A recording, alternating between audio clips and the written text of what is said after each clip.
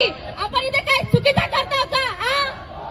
मला एवढंच बोलायचंय, आम्ही डॉक्टर बाबासाहेब आंबेडकर यांची आयडिओलॉजी आणि छत्रपती शिवाजी महाराज यांचं करेज घेऊन प्रोटेस्ट करायला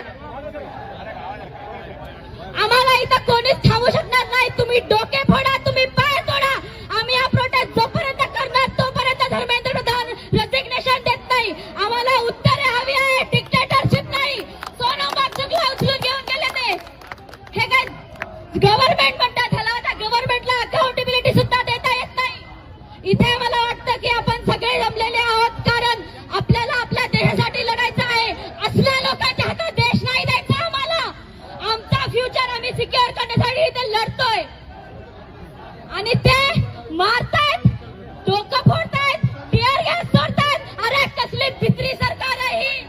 या इथे आम्हाला उत्तर द्या, तेव्हा मग आम्ही तुमच्या पुढे इथं ताट मान करून थांबू आणि सांगू की अरे आम्ही आंबेडकरांच्या अवलादी आहोत.